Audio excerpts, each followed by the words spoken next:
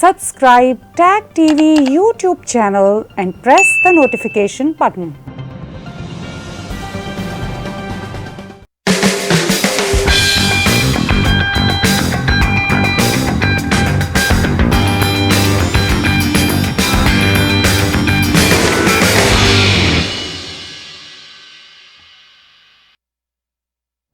Welcome viewers, you're watching Prime Time with Anis Farooqi only on Tag TV.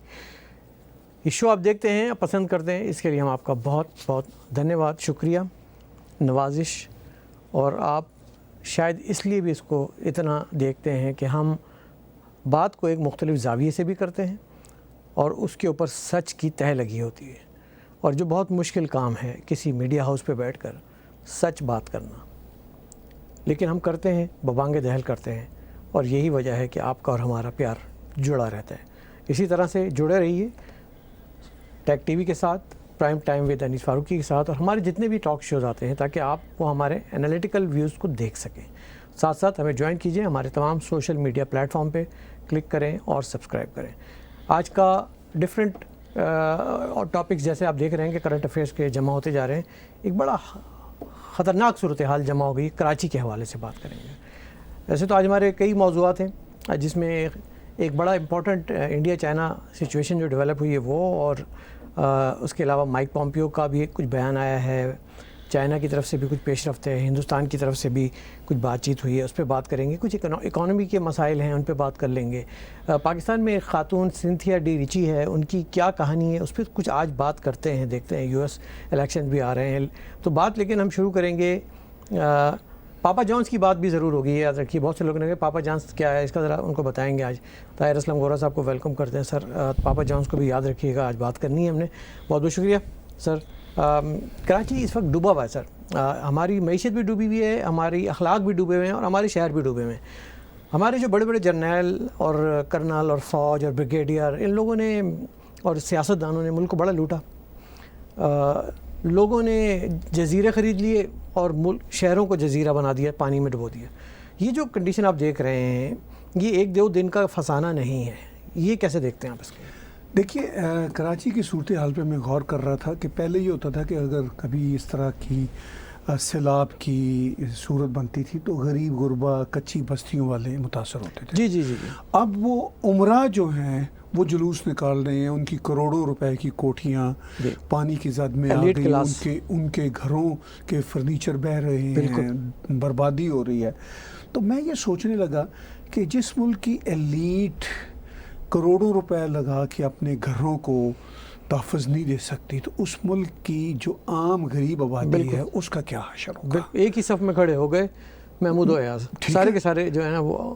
ٹھیک ہے، اب کراچی میں صورتحال تو یہ ہے نا سر کہ جو کروڑ پتی بھی تھے وہ اب کچی جھونپڑیوں والوں کے ساتھ آن ملے. بالکل. اور اس سے یہ اندازہ ہوا کہ آپ کے پاس پیسے بھی ہیں، کسی بھی طریقے سے آپ نے پیسے کمائے ہیں، حلال یا واٹ ایور بھی، تو بھی جب ریاستوں کے نظام اچھے نہیں ہوتے تو سارے پھر لپیٹے میں آتے ہیں، سارے سفرر ہوتے ہیں. اور اس سفرنگ کی جو کہانی ہے اس میں کراچی کی پولیٹیکل ایلیٹ بھی، کراچی کی اسٹیبلشمنٹ بھی، وہ بھی اب متاثرین میں ہے. بالکل. تو اب ان سب کو سوچنا ہوگا کہ کیا ہم نے اس دن کے لیے یہ کوٹھیاں بنائی تھی، یہ محل اسارے تھے. پرابلم یہ ہے نا، کراچی کی کہانی یہ کہ وہاں سونے کے محل جو بنے ہوئے ہیں، جی، وہ سونے کے محل نالے کے اوپر بنے ہوئے ہیں. یعنی کہ جو نالے کی زمین تھی وہ بھی واگزار کرا کے، وہ بھی قبضہ کر کے، اس کو پلین کر کے، اس کو بیچ کے اس کے اوپر محل کھڑے کیے گئے تھے. یعنی کہ اس میں بلدیات سے لے کر اور کنٹونمنٹ سے لے کے پروونشل اور فیڈرل سب ملے ہوئے تھے. تو اس میں ہم کسی ایک کو قصوروار تو ٹھہرا نہیں سکتے. آپ نے جو ڈرینیج کے جو بڑے بڑے سسٹم ہوتے ہیں ان کو آپ نے بلاک کیا ہوا ہے، اس کے اوپر آپ نے گھر بنائے ہوئے ہیں. میں ڈیفینس میں چند رشتہ داروں کے گھر جب جاتا ہوں تو آپ یقین کریں وہاں پہ لوگ ناک پہ کپڑا رکھ کے اپنے ڈرائنگ روم میں بیٹھتے ہیں کیونکہ دے آر سٹنگ آن اے نالا. سو یہ وہ سچویشن ہے جو وہاں کے رہنے والے ہی جانتے ہیں کہ وہاں ان کے ساتھ ظلم کیا ہوا ہے. وہاں پہ جو زمینوں کو بیچا گیا، ایک تو یہ کہ پہلے کہتے ہیں نا غریبوں نے کچی بستی بنا لی نالے کے اوپر، پکا محل بنا لیا، وہ بھی کوئی بتائے نا. یہی تو ہوا. اور ڈیفینس والوں نے بنایا. ہاں, اور یہی ہوا کہ کسی ایلیٹ نے یہ نہیں سوچا کہ وہ کیا کر رہے ہیں. لیکن انیس بھائی میں تھوڑی سی بات کو ایک ڈفرینٹ ٹوسٹ دینا چاہتا ہوں. جو اب اس صورتحال پر پالیٹکس ہو رہی ہے جی, اب دیکھیے عمران خان کہہ رہے ہیں اوہو ہمیں تو پتہ ہی نہیں تھا کہ اس کا کیا حال تھا, ہم تو جانتے ہی نہیں تھے کہ کس صورتحال سے ہم گزر رہے تھے. تو وہ کہتے ہیں کہ اب ہمیں پتہ چلا, ٹھیک کر لیں گے. اور تو اور جو آج شرمناک بات ہوئی, میں مسٹر قمر باجوہ جو چیف آرمی اسٹاف ہے ان کی ایک بریفنگ میں کراچی کی صورتحال, انفراسٹرکچر کی صورتحال پہ بات چیت سن رہا تھا. جی, یعنی شاکنگ ہے. آپ کبھی کینیڈا یا امریکہ میں کبھی سنیں گے کہ چیف آرمی اسٹاف کوئی کووڈ-19 پہ بات کر رہا ہو. کووڈ-19 تو پھر بڑا واقعہ ہے جی, کہ وہ کوئی یہاں سیلاب آ جائے کوئی بات کر رہا ہو. ہم نے تو یہ بھی نہیں دیکھا کہ یہاں کے چیف آف آرمی اسٹاف کبھی بولیں کہ جی آپ سب کو کرسمس مبارک. نہیں, نام بھی نہیں پتا. عقیدت و احترام سے منائیں, بہت پوری قوم کو مبارک. ہمیں تو نام تو بھی نہیں یہ پتا. قمر باجوہ ہوتے کون ہیں؟ پھر دوسری بات یہ کہ ان کا لینا دینا کوئی نہیں ہے. وہ اپنی حد سے بڑھ رہے ہیں, وہ اپنی یونیفارم سے باہر نکل رہے ہیں, مطلب اوقات سے باہر نکل رہے ہیں. تو وہ تو یہ تو بڑا ایک ٹریجک موڑ ہے پاکستان میں کہ ہر چیز جو ہے وہ سپہ سالار کرتے ہیں اور سپہ سالار ہی لوٹتے بھی ہیں. ٹھیک ہے, اسلام کا قلعے کو بچاتے بھی وہی ہیں, اندر سے کھوکھلا بھی وہی کرتے ہیں, پھر اس کے وہ پاپا جانس بھی بنا لیتے ہیں. سر یہ ظلم اس لیے بھی ہے. ایک اور بات بھی ہے کہ جو وزیر اعظم کی آپ نے بات کی, عمران خان کو اب پتہ چلا, ان کو ہر چیز ابھی پتہ چلتی ہے. وہ سو کے اٹھتے ہیں تو بیگم جھنجھوڑ کے اٹھاتی ہے, پتی جی اٹھیے اور آج یہ ہو گیا کراچی میں. کہتے اچھا مجھے تو نہیں پتا تھا. تو what kind of prime minister you are. آپ تو وہ اس خلیفہ اور اس مدینہ کی ریاست کی بات کرتے ہیں جا کے دریا فرات کے کنارے کتا بھی اگر پیاسا ہو تو خلیفہ کو پتہ ہونا چاہیے, عمران خان کہتے ہیں, اور جو کہ تاریخ میں لکھا ہوا ہے. تو آپ کو یہ نہیں پتا کہ آپ کا جو معاشی ہب ہے, پاکستان کا سب سے بڑا شہر ہے, جو اکنامی ہے, جو آپ کو 72% ریونیو دیتا ہے, وہاں پہ یہ صورتحال اور آپ مذاق کر رہے ہیں قوم کے ساتھ کہ مجھے ابھی پتہ چلا ہے. سر دس از جوک. دیکھیے وہ ایک نئے ابھرتے ہوئے خلیفہ ہیں, فنکار ہیں. تو خلیفہ پہ مجھے بات یاد آئی, ہمارے پنجاب میں یہ ایکسپریشن ہوتا تھا, شاید باقی صوبوں میں بھی ہو. پنجاب پاکستان میں ایکسپریشن ہوتا تھا, اسکول میں جو سب سے نالائق لڑکا ہوتا تھا نا, تو اس کو کہتے تھے خلیفہ ہے. اچھا, جو 3-3 4-4 سال کالج اسکول میں پاس نہیں ہوتا تھا, فیل ہوتا تھا, تو وہ یہ کہتا تھا. ہمارے جب ہم گئے میڈیکل کالج میں تو سیکنڈ ایئر میں ایک صاحب تھے, تو میں نے کہا کہ یہ تو میں تو ان کو اس کیمپس میں کئی سالوں سے دیکھ رہا ہوں. انہوں نے کہا یہ خلیفہ ہے. اچھا, یہ یعنی اسی کلاس میں ٹائٹل مل جاتا ہے. ہاں, یہ اگر تو خلیفہ پنجاب کا یہ ایکسپریشن ہے, اگر تو کیا یقینی طور پر عمران خان ایسے ہی خلیفہ ہیں. میں تو ان کو سب سے بڑا خلیفہ مانوں گا پھر. ایبسولوٹلی ایسا ہی. یہ تو آکسفورڈ میں بھی آپ کو پتہ ہے خلیفہ ہی رہتے ہیں. خلیفہ یہ جو جس طرح سے پاس پوس ہو کے نکلے ہیں, اور جو ان کی جو ڈگری پہ 3rd ڈویژن لکھا ہوا ہے, بس کرکٹ کھیلتے ہیں. ہاں, کرکٹ کی بنیاد پہ آئے تھے. تو یہ اگر ایسے نااہل آپ کے حکمران آپ کے اوپر ہوں گے تو شہروں کا یہی حال ہوگا. ایسے آپ کے سپہ سالار ہوں گے تو آپ کے شہروں کو یہی حال ہوگا. آپ کے جو ہم اور آپ باہر رہتے ہوئے ہم کو 30 سال ہو گئے, ہم ایک 4 لاکھ کا گھر ابھی تک بینک کو پے نہیں کر پائے. آپ 400 ملین کی جو ہے بیگم ان کی وہ مالک بن گئی فرنچائز کی. How is it possible? Right, یہ تو پاسبل نہیں ہے نا. تو آپ لوٹ کے لوگوں کو کھا جائیں اور اس کے بعد جو ہے نا ان کے زخموں پہ نمک چھڑکنے کے لیے چلے جائیں کہ جی آج ہم آئے ہیں, پاکستان کا کراچی کا بڑا درد ہے, ہم کو بڑا دل میں دکھ ہوتا ہے, تو کچھ کرتے ہیں. کیا کریں گے؟ تصویر کھینچائیں گے, چلے جائیں گے. سو this is the biggest joke. لیکن آئرنی از کہ وہاں کا ہر شخص ڈوب چکا ہے, وہاں کی اکانومی ڈوب چکی ہے, وہاں کا انفراسٹرکچر ڈوب چکا ہے, اور کسی کے کانوں پہ جو نہیں رنگتی. اور میں آپ کو میں بڑی تلخ بات کروں گا, لیکن یہ کہ کرنی چاہیے نہیں مجھے, کہ وہاں کے جو اسٹیک ہولڈر تھے, جی میں ادھر ہی آ رہا تھا ویسے, اس پہ آپ کیا کہیں گے یہ بتائیے. نہیں, میں بلکہ آپ سے پوچھنا چاہ رہا تھا کہ دیکھیے اب کراچی کی بات ہو رہی ہے. کراچی دہائیوں سے MQM کا گڑھ رہا, جی ابھی بھی گڑھ ہے, اگرچہ اس گڑھ کو کئی گڑھوں میں ڈال دیا گیا, اس کو تبدیل کرنے کی کوشش کی گئی, مگر وہ جو سینٹر گڑھ ہے وہ ہے. اور MQM کے جو بانی اور قائد ہیں جناب الطاف حسین صاحب, وہ انگلینڈ میں ہیں, وہ جا نہیں سکتے, ان کی مجبوریاں ہیں, ان کے مسائل ہیں. وہ مطلب کوئی ڈھکی چھپی بات نہیں ہے کہ وہ اسٹیبلشمنٹ کا ٹارگٹ ہے. جی, اب ان کے لوگ بیٹھے ہوئے, مگر MQM کی جو وہاں کی پاکستان میں جو ایلیٹ ہے وہ ساری الطاف حسین صاحب سے اسٹیبلشمنٹ کے کہنے پر جدا ہو چکی ہوئی ہے. جی, بظاہر ان کا کنٹرول ہے. PTI نے بھی فوج کی مدد سے وہاں پر اچھے ووٹ لیے, کوٹ ان کوٹ, یا ان کو ووٹ دلوا دیے گئے. ٹھیک ہے. اچھا پیپلز پارٹی بہرحال ایک stake holder, genuine stake holder ہے. بالکل ہے. اگر ہم کراچی کی بات کریں تو سب سے بڑے اسٹیک ہولڈر جو میں ہمیشہ سے سمجھتا ہوں 3 گروہ رہے ہیں. ایم کیو ایم نمبر 1, اس کے بعد پیپلز پارٹی, اور پھر پشتون بھی. جی جی, چونکہ ان کی بہت بڑی پاپولیشن ہے, ظاہر ہے نمبر سے لیکن پشتون تو خیر با اختیار نہیں ہے نا وہاں پر دیکھا جائے تو. ان کا بھی دیکھیے سچی بات یہ کہ ان کا بھی کوٹ ان کوٹ مافیا رہا ہے وہاں پہ. نہیں مافیا تو رہا ہے, لیکن جو ارباب اختیار جو گورننگ کوارٹرز ہیں وہاں پہ ان کا اختیار نہیں رہا ہے. وہ اکانومی میں انہوں نے اپنی محنت سے, اپنی لگن سے وہ جو کام کیا وہ کیا, اور وہ کرتے ہیں. ٹرانسپورٹ میں کیا کام. لیکن جو اسٹیک ہولڈر ہوتا ہے وہ یہ ہوتا ہے کہ جس کے پاس چیک ہوتا ہے, چیک بک ہوتی ہے. ٹھیک ہے. اچھا چیک بک جو ہے وہ 2 ہی لوگوں کے پاس رہی ہے, پیپلز پارٹی کے پاس اور کسی حد تک ایم کیو ایم کے پاس. اچھا ایم کیو ایم نے, پیپلز پارٹی کے تو بہت سارے قصور ہیں, لیکن ایم کیو ایم کا جو مطلب ہمارا جتنا بھی پیار محبت جتنا بھی ہو, افسوس یہ ہوتا ہے کہ انہوں نے اس کو لاوارث چھوڑ دیا. اس طرح سے چھوڑ دیا کہ ابھی بھی ہم دیکھ رہے ہیں کہ اتنی بڑی تباہی آئی ہوئی ہے, اور وہاں پہ جو ہے وہ تاریخ پہ لیکچر دیے جا رہے ہیں. ابھی میں نے دیکھا کہ ایک ویڈیو کانفرنس کی ہے 4 لوگوں نے منہ پہ ماسک لگا کے, اینڈ دیٹس اٹ. میں نے میسیج چھوڑا جو ابھی موجودہ کنوینر ہے, میں نے کہا آئیں آج ہم بات کرتے ہیں اس پہ. کوئی جواب نہیں. ٹھیک ہے. اچھا وہ اپنے ایک ایسے سرکل میں رہتے ہیں کہ جو سمجھتے ہیں کہ یہ ایک ہم نے ویڈیو بریفنگ کر لی, یا ایک net based T V channel پہ, ہم اپنے ہی چینل پہ جا کے ہم نے بینڈ بجا دی تو لوگوں نے سن لی. جنگل میں مور ناچا کس نے دیکھا, کسی نے نہیں دیکھا. They are not hitting the mainstream channels, they are not hitting the available international channels. تو یہ ان کا بھی فالٹ ہے. ان کے جو وہاں لوگ موجود ہیں وہ بظاہر تو اسٹیبلشمنٹ کے کہنے پہ الگ ہو گئے, لیکن ہیں تو ابھی بھی انٹیکٹ. ابھی بھی وہ شور مچا سکتے تھے, احتجاج کر سکتے تھے. انہوں نے کراچی کو ڈوبنے دیا. ان کا بہت بڑا فالٹ ہے, اور سب سے بڑا فالٹ پاکستان پیپلز پارٹی کا ہے. اب بلاول بھٹو صاحب جو کراچی کو اون کرتے تھے, سعید غنی صاحب, شیلا رضا صاحبہ, اور جتنے بھی کراچی آئٹ ہیں وہاں پہ, وہ انہوں نے بھی کوئی کردار ادا نہیں کیا سوائے چینلوں پہ بیٹھ کے ٹاک شو کرنے کے, معذرت کے ساتھ. تو میں سمجھتا ہوں یہ سب کے سب ایٹ فالٹ ہیں. اس کے لیے لانگ ٹرم پلاننگ کی ضرورت ہے. یہ 1-2 دن میں نہیں ہو جائے گا, ایک دوسرے پہ بلیم کرنے سے نہیں ہو جائے گا. لانگ ٹرم پلاننگ کی اور پریشر بنانے کی ضرورت ہے, کیونکہ جب تک پریشر نہیں ہوگا نا طاہر بھائی, میں اور آپ بھی بولتے رہیں گے نا, یہاں پہ کوئی نہیں ہوگا, کچھ نہیں ہوگا. سو I think this is the time کہ ایک یونیفائڈ ایفرٹ ہو.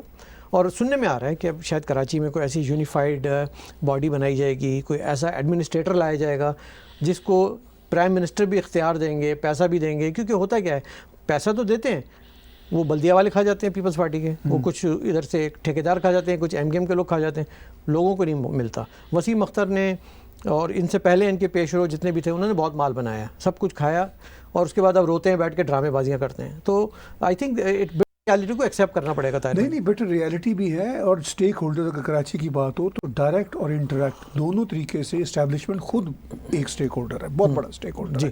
چونکہ کراچی میں پولیٹیکل مینوورنگ, کراچی کے جتنے ایشوز ہیں اس میں وہ بھی اپنا, میں کہتا ہوں سب سے بڑا وہ ہے طاہر بھائی. آپ دیکھیں نا کہ انہوں نے ان کو جو آپریشن دیا گیا تھا, وہ آپریشن یہ دیا گیا تھا کہ آپ کراچی میں امن لائیں گے. ان کا آپریشن کا مینڈیٹ یہ نہیں تھا کہ آپ کراچی میں پانی کے ہائیڈرنٹ کے ٹینکر بیچیں گے, کیونکہ ان کو پتہ چلا کہ یہ تو اربوں کا کھیل ہے. بالکل ان کا مینڈیٹ یہ نہیں تھا کہ وہ قربانی کی کھالیں جمع کریں گے یا اپنی من پسندیدہ ٹیررسٹ آرگنائزیشن کو دلائیں گے.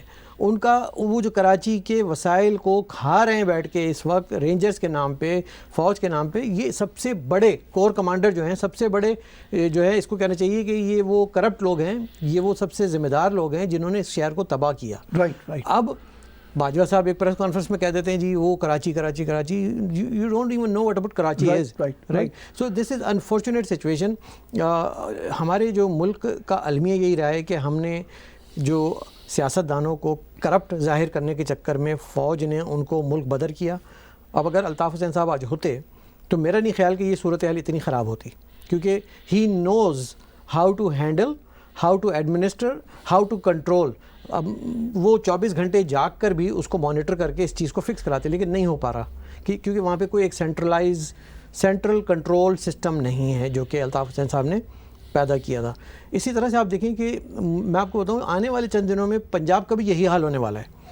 جو جس طرح سے نواز شریف اور شہباز شریف دونوں بھائیوں نے مل کے پنجاب میں ترقیاتی کاموں کا سلسلہ شروع کیا تھا, اب اس پہ بھی وہ وسائل پہ قابو کرنے والے جو ہے نا لوگ آنا شروع ہو گئے.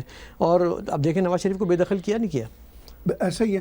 دیکھیے دو امپورٹنٹ باتیں ہیں. ایک بات تو انیس بھائی یہ ہے کہ آپ نے ایک یونیفائڈ باڈی کی بات کی. جی مجھے سچی بات یہ ہے کہ یہاں کینیڈا میں رہتے ہوئے پاکستان کے نظام کو سمجھنے کی وجہ سے کوئی امید نہیں ہے کہ کوئی بھی یونیفائڈ باڈی آئی واچ تو کر سکتے ہیں نا. ہاں وہ وہاں پہ کام کر سکے گی. اس کی وجہ یہ ہے کہ کراچی کا جتنا وہ اربن ہے سارے کا سارا وہ ابھی بھی الطاف حسین کے ساتھ ایفیلیٹ ہے ڈائریکٹ یا انڈائریکٹ, مطلب اپنی ہمدردیاں بھی. اور اس صورتحال نے ان کو ثابت کیا چونکہ جب تک الطاف حسین صاحب کا کنٹرول رہا, چاہے وہ ملک سے باہر رہتے تھے, تو ان کے جو نمائندے ہوتے تھے وہ کوئی بہت زیادہ عوام کے کم از کم انٹرسٹ میں میس نہیں کیا کرتے تھے. ان کو یہ پتا ہوتا تھا کہ بھائی اس معاملے میں سخت آدمی ہیں, وہ یہ برداشت نہیں کرتے تھے کہ باقی پولیٹیکل ایشوز تو چلتے ہی رہتے ہیں, مگر یہ برداشت نہیں کرتے تھے کہ عوام کی اتنی انکنوینئنس ہو. بالکل نہیں ہوتی. وہ ایک فون کرتے تھے کہ یہ کیسے, ان کے پاس ڈائریکٹ شکایت آتی تھی, وہ کر لیتے تھے. لیکن اب سوال ہی پیدا ہوتا ہے کہ وہ بھی پریشر ڈیولپ کرنے میں کیوں فیل رہے, اتنا کچھ ہونے کے باوجود بھی ان کا فوکس کراچی کیوں نہیں ہے. وہ اوور آل مطلب بلوچوں کی بھی بات کر لیتے ہیں, پشتونوں کی بھی بات کر لیتے ہیں, سارے جہاں سے اچھا بھی کہہ دیتے ہیں, لیکن جو آپ کا اپنا شہر ہے اس میں وہ پریشر گروپ بلڈ کیوں نہیں کر پائے, چاہے وہ انٹرنل ہی نہیں.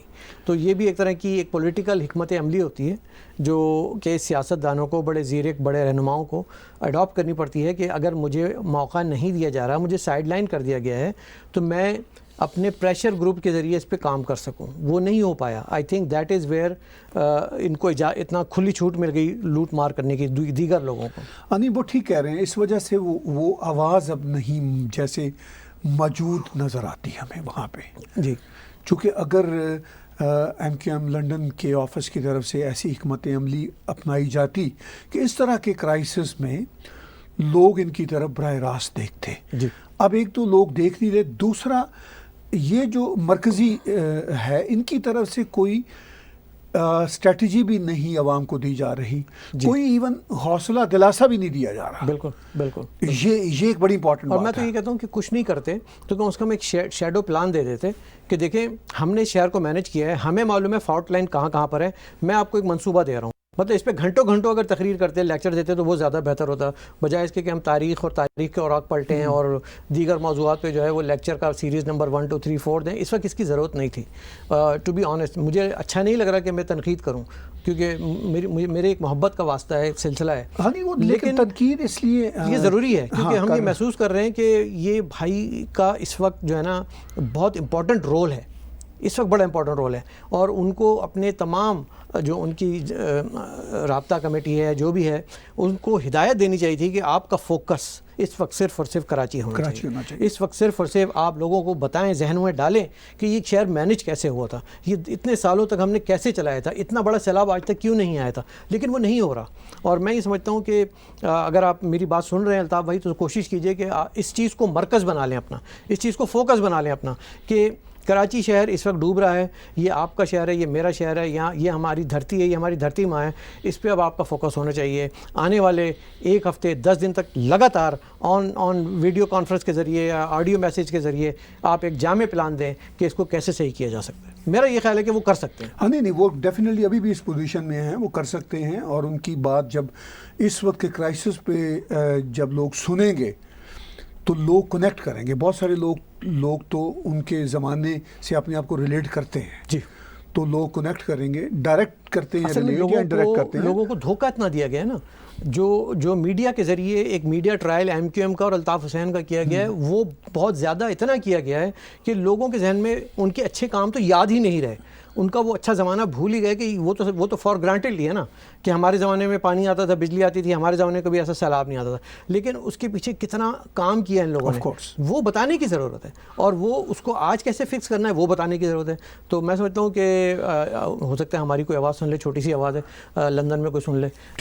لیکن بات میں کر رہا تھا نواز شریف کی. جی تو اس میں اب آپ یہ دیکھیں کہ جس طرح سے قومی رہنماؤں کو, جس طرح سے قومی سیاستدانوں کو کرپشن کے نام پہ ملک کی پالیٹکس سے آئسولیٹ کر دیا جاتا ہے, یہ رویہ جو ہے آپ کے ملک کے لیے صحیح نہیں ہے, جمہوری اقدار کے لیے صحیح نہیں ہے.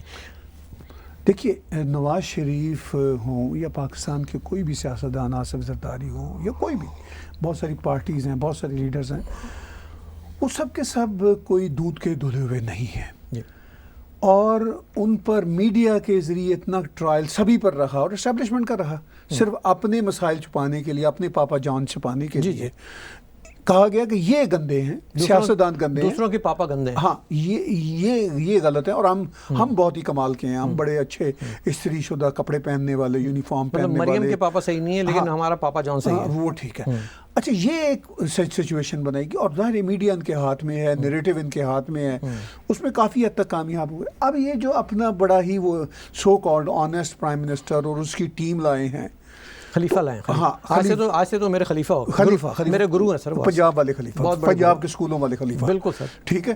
اچھا وہ پنجاب کے اسکولوں والے جو خلیفہ جی لائے ہیں اور ان کے جو ارد گرد کی پوری ٹیم ہے وہ پھر باقی پارٹیوں سے آئی ہوئی ہے.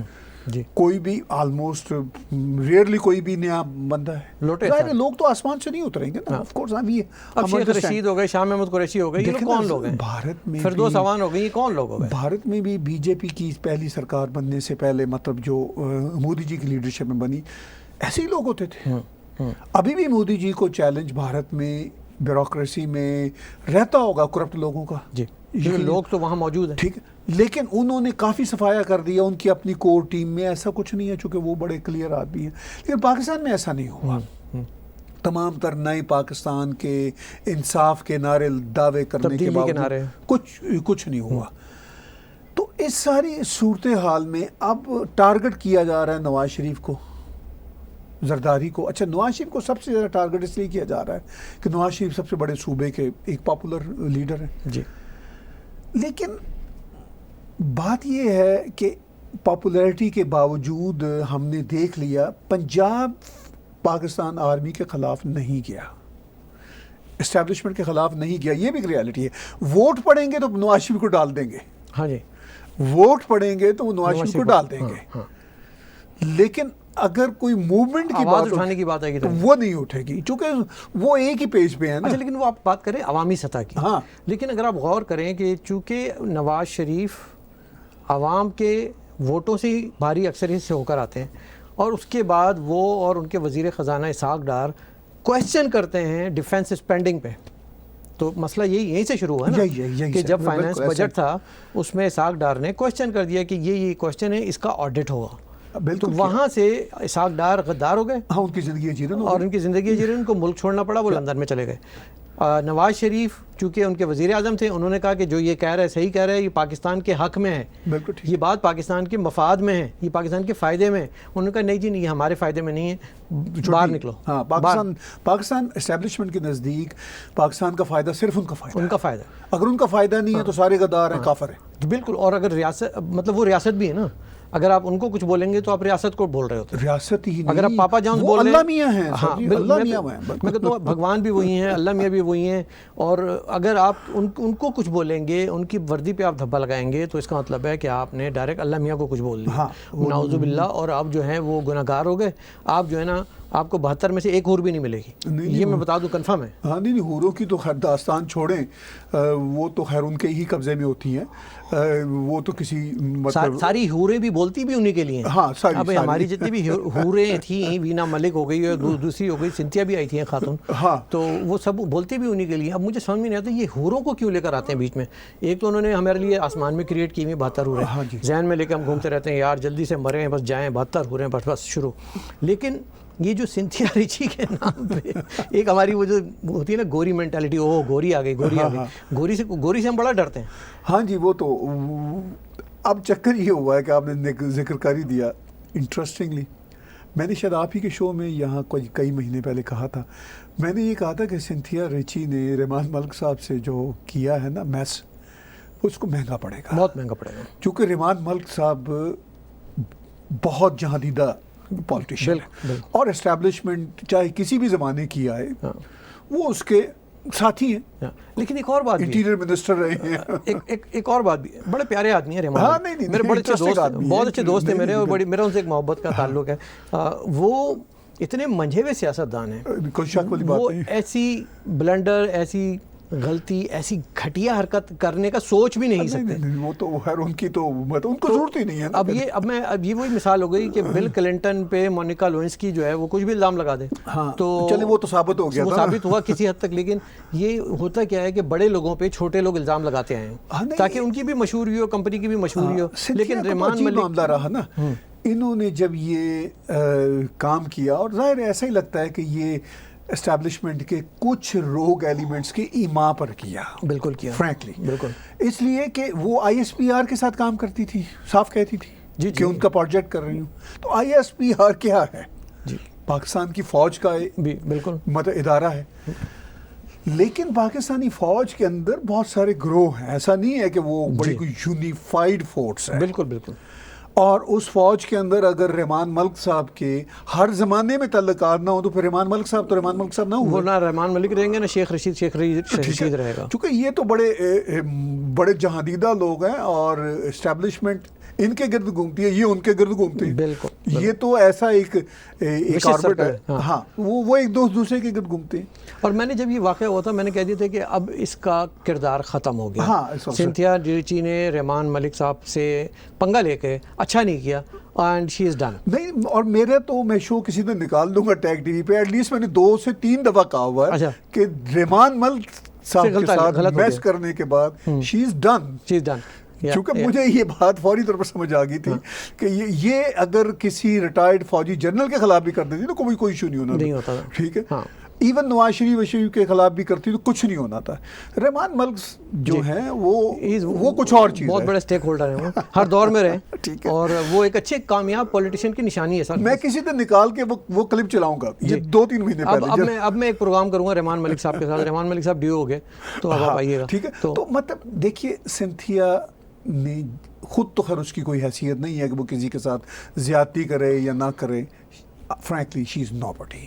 ٹھیک ہے, وہ امریکہ میں اس سے بھی کوئی نو باڈی نہیں مطلب پاکستان میں تو پھر وہ کچھ باڈی تھی نا, یہاں پہ تو ان کی باڈی بھی نہیں ہوگی. بالکل بالکل. چلے خیر وہ اپنے گھر جائیں گی, پتہ نہیں گھاس وغیرہ. امریکہ میں تو ہم یہاں رہتے ہیں, امریکہ میں تو خیر کوئی مطلب گھر کی مرغی وہ تو یہاں تو مطلب اس طرح کے کردار بڑے گھومتے ہیں ہر گلی کے نکر پہ. یہ تو ان کو وہاں عمران کی وجہ سے تھوڑی میڈیا پریزنس مل گئی, ورنہ ان کی کوئی اتنی تھی نہیں ٹائمنگ, اتنی اوقات. عمران کے علاوہ بھی وہ ایک عمران سے یا ان کے لوگوں سے ان کی سلام دعا تھی جو کہ 10-12 سال سے تو وہاں پہ کام کر رہی ہیں. بالکل بالکل بالکل.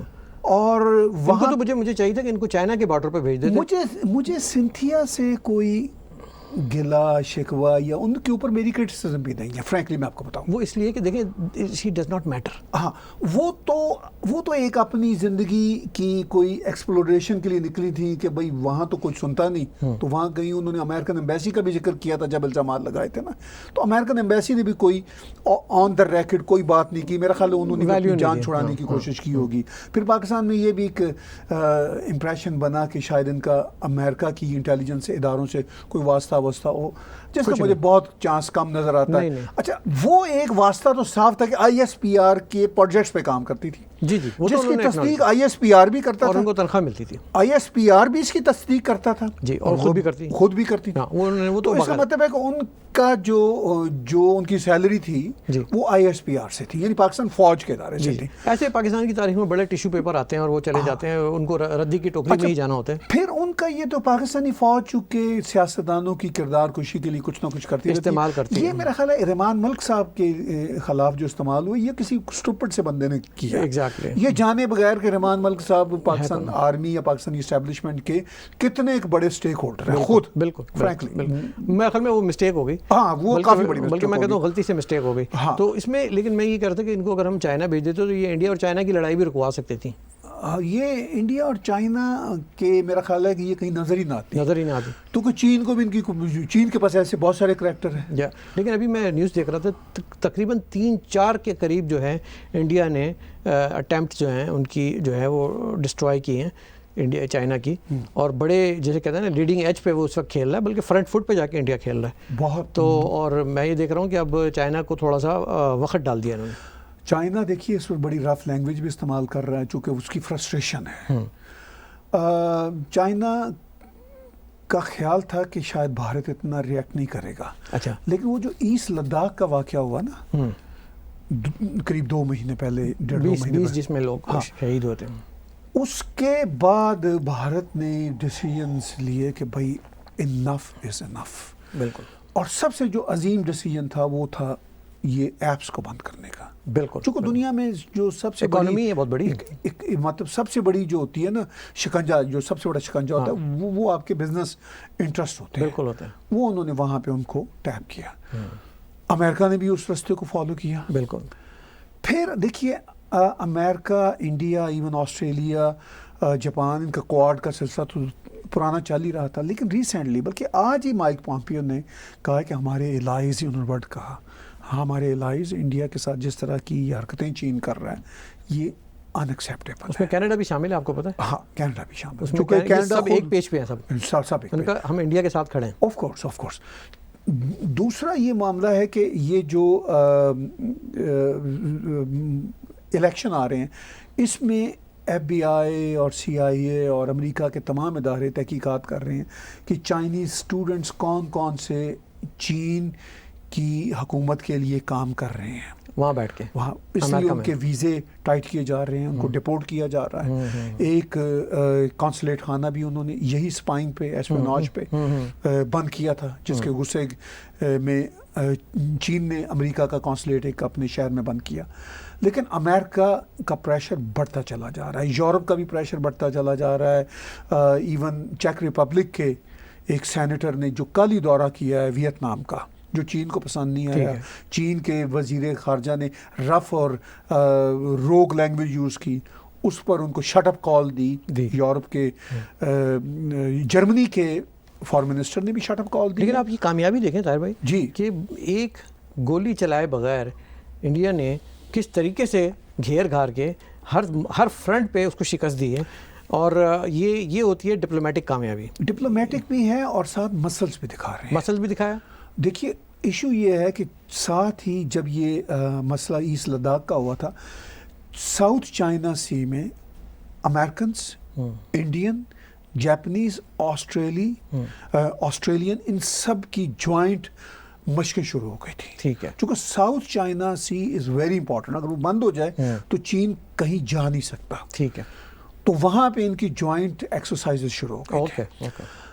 2 روز پہلے امریکہ نے جو ایک بہت بڑی بات کی ہے, انہوں نے کہا ہے کہ نیٹو کی طرح کا ایک الائنس جو ہے, کوآڈ جو بنا ہوا ہے, لیکن انہوں نے اس کو کہا کہ اس کوآڈ کو, اور اس میں ویتنام, تائیوان, وہ جو ہے لوگوس, اور وہ جو سب چائنیز ہی ہیں, سنگاپور, انڈونیشیا, ملائیشیا, سب کو شامل کر کے نا چائنا کی جو ایکسپینشنسٹ مائنڈ سیٹ ہے اور یہ جو ایگریشن ہے, اس کو اب جواب دیا جائے. اب وہ نیٹو بلڈ ہو رہا ہے وہاں کا, اور وہ جو نیٹو ہوگا صرف اور صرف چائنا کو ڈیل کرنے کے لیے ہوگا. ٹھیک ہے. تو چائنا کو سوچنا ہوگا. چائنا نے دوسری طرف یہ کہا کہ ہم اب نیوکلیر اپنے جو آرسنز ہیں اس میں ڈبل ٹرپل اضافہ کر رہے ہیں, ہم یہ کر رہے ہیں, وہ کر رہے ہیں. اچھا, چائنا کی امریکہ کے ساتھ اگر کوئی ہوگی پرابلم تو روس شاید چین کے ساتھ, رشیا جو ہے نا وہ ہوگا.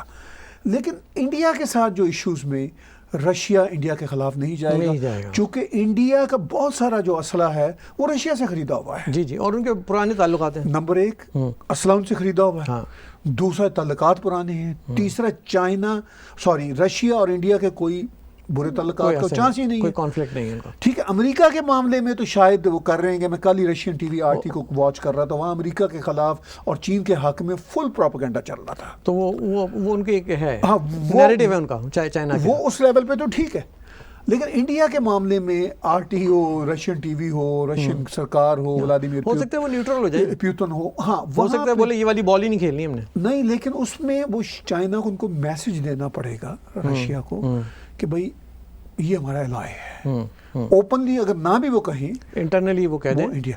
تو انڈیا, مجھے آج بھی کسی نے ایک ٹاک شو میں پوچھا کہ اس ساری صورتحال میں آپ کیا سمجھتے ہیں کہ یہ کیا ہوگا. تو میں نے انہیں کہا کہ ہوگا کیا, یہ صرف اور صرف امریکہ کا اور چائنا کا مسئلہ نہیں ہے. انڈیا امریکہ کی کسی وجہ سے چائنا کے ساتھ کنفرنٹ نہیں کر رہا. انڈیا اپنی وجہ سے کر رہا ہے. بالکل بالکل. اور امریکنز اگر انڈیا کے ساتھ جا رہے ہیں تو وہ صرف انڈیا کے ساتھ نئے الائنس کی وجہ سے نہیں جا رہے, وہ ایک اسٹریٹجک نیڈ ہے, ان کو یہ پتہ ہے کہ چائنا کیا اب گند کر رہا ہے. وہ تو دیکھیں اب انڈیا نے گزشتہ 5 سال میں 10 سال میں جو امریکہ کے ساتھ تعلقات بنائے ہیں وہ it's not gonna end just like that, یہ تو لانگ ٹرم چلیں گے اور دے ول گو آل ان. جو امریکہ ہے وہ اس طرح سے نہیں چاہتا کہ جی میں نے آدھا کام کرنا ہے آدھا نہیں کرنا. جب پاکستان کی طرح ہوتا ہے نا کہ شاباشی تو دیتے ہیں اوپر سے, اندر سے ساتھ نہیں دیتے, پیسے کا چیک سائن نہیں کرتے کہ یہ چیک میں نے لکھ دیا ہے 1 بلین کا, سائن کل کروں گا, ایسا نہیں کرتے. وہ آل ان آنیسٹلی اور بالکل فیئر ٹرانسپیرنٹ ڈیلنگ کے ساتھ جاتے ہیں. تو آئی think that is a good development کہ اب جو جس طرح سے یہ میں بول رہا ہوں یہ وہ وکٹری ہے سر, جو کہ یہ 1-2 دن کا کھیل نہیں ہے. یہ مودی 1.0 اینڈ 2.0 کی یہ ثمرات ہیں, یہ پھل مل رہا ہے, یہ فروٹس ہیں جو کہ آپ نے دیکھے. اب تھوڑا سا بس یہ ہے کہ وہ خود وہاں کی اکانومی ایک چیلنج بن گئی ہے. جہاں اتنی اچھی باتیں ہیں بی جے پی کی اور مودی صاحب کی وہاں پہ اور امت شاہ صاحب کی, وہاں پہ اکانومی اتنی بڑی 1.3 بلین لوگوں کی کنٹری کے لیے ایک چیلنج ہے. اور کووڈ آ گیا پھر بیچ میں, کووڈ سے وہ بہت زیادہ ہٹ ہوئے ہیں. اچھا جتنا آپ کووڈ سے ہٹ ہوتے اتنا آپ کی اکانومی ہٹ ہوتی ہے. کہاں تو وہ اکانومی جو ہے نا وہ ٹیک آف کر رہی تھی, کہاں اس کو واپس رن وے پہ آنا پڑے. اس کو آپ کیسے دیکھتے ہیں کوئکلی اگر آپ مجھے 5 منٹ بتائیں. دیکھیے کووڈ سے پہلے بھی جو اکانومی کا مسئلہ تھا, پرسنٹیج جو جی ڈی پی کی بتائی جا رہی تھی ہر کوارٹر میں بھارت میں, وہ نیچے جا رہی تھی. ٹھیک ہے, یہ ایک واحد کنسرن تھا بی جے پی کے چاہنے والوں کا بھی. میں خود مودی صاحب کا فین ہوں. ٹھیک ہے, اور بی جے پی کی پرفارمنس اوور آل بہت بہتر ہے اگر کسی بھی پہلی سرکار سے دیکھا جائے. لیکن یہ ایک کنسرن تھا اور مجھے سمجھ نہیں آ رہی تھی اور ابھی بھی نہیں آ رہی کہ آفٹر آل کیا. میں کچھ لوگوں سے, بی جے پی کے کچھ لوگوں سے میں نے ٹاپ کے جو ان کے اکانومی کے معاملات میں کمنٹیٹر ہیں ان سے رابطہ بھی کر رہا ہوں کہ بھئی مجھے بتائیں, میرے شو میں آئیں. تو ابھی مجھے سگنل نہیں ملا چونکہ ہم جاننا چاہتے ہیں. جی جی. اس کووڈ نے آف کورس پوری دنیا کو ہٹ کیا, بھارت بھی بہت بری طرح ہٹ ہوا ہے. اب وہ اکانومی ظاہر ہے اور نیچے جا رہی ہے. دوسری طرف سے پازیٹیو بات یہ نظر آ رہی ہے کہ چائنا سے جو بزنسز نکل رہے ہیں وہ بہت زیادہ انڈیا میں جائیں گے دھیرے دھیرے. اچھا ٹھیک ہے. ان کی وجہ سے کیا یہ اکانومی اپلفٹ ہوگی. میں نے کچھ انڈیا میں کچھ نیوٹرل جو اکانومسٹ ہیں ان سے بات چیت کی, ان کا کنسرن ابھی بھی ہے. وہ یہ کہہ رہے ہیں, وہ ابھی میرے ساتھ ٹی وی پہ آنے کی آمادگی نہیں, ولنگنس شو نہیں کر رہے, مجھے آف دا ریکارڈ بتا رہے ہیں. وہ کہہ رہے ہیں کہ وی آر ناٹ شیور کہ اکانومی کیسے اب سنبھلے گی. ٹھیک ہے, چیلنج ہے نا یعنی کہ. ہاں, چونکہ بی جے پی کے ساری جو سیکورٹیز کی پالیسیز ہیں, جو انٹرنیشنل پالیسیز ہیں, وہ تو مجھے بہت پسند آ رہی ہیں. اکانومی مجھے, چونکہ میں اکانومسٹ کہیں دور سے بھی نہیں ہوں, لیکن تھوڑی بہت ایک جرنلسٹ ہونے کے ناطے سمجھتے ہیں, کنسرن ہے کہ بھئی اس کو بھی اپلفٹ ہونا چاہیے. تو میں, میرا خیال ہے کوشش کروں گا کہ جو اکانومسٹ ہیں کچھ آنے والے دنوں میں دیکھتے ہیں وہ ان کو ٹی وی پہ لاؤں, ان کی بات سنوں. لیکن جو انڈیکیٹرز نظر آ رہے ہیں جی اس میں یہ ہے کہ there is work needs to be done. Oh yes, یہاں پہ امپروومنٹ کی ضرورت ہے, کام کرنے کی ضرورت ہے, اور ہو سکتا ہے انٹرنلی کوئی ایسا ایک ماس پلان بن رہا ہو جو کہ ہمیں نہیں معلوم. تو گھبرانے کی ضرورت نہیں ہے, بلکہ میں تو تمام بھارتیوں سے کہوں گا آپ نے گھبرانا نہیں ہے. پاکستانیوں آپ لوگ گھبرائیں کیونکہ سیلاب آ گیا ہے اور پرائم منسٹر سو رہا ہے, اس کو پتہ ہی نہیں ہے کہ یہ کیا ہو رہا ہے. وہاں پہ آپ کے جو ہیں پاپا مریم کے, ان پہ وہ غدار ہو جاتے ہیں, اور عاصم باجوہ کے پاپا جونز جو ہیں وہ کھل جاتے ہیں. وہ بھی ایک مسئلہ ہے. آپ کی باجی جو ہیں سنتھیا ڈی ریچی ڈپورٹ ہونے جا رہی ہیں. تمام عمران خان کے جتنے بھی چاہنے والے, یوتھیا فوج, ٹائیگر فوج جو بھی ہے, اور یہ سب سے اہم مسئلہ کراچی اس کو بچانا ہے, ڈوبنے سے بچانا ہے. ہر اسٹیک ہولڈر سے میں کہوں گا ایک مرتبہ پھر خدارہ اس پہ توجہ دیں, اپنا کردار ادا کریں اور اس شہر کو بچائیں. انیس فاروقی کو اجازت دیجیے گا. Have a great evening. Subscribe TAG TV YouTube channel and press the notification button.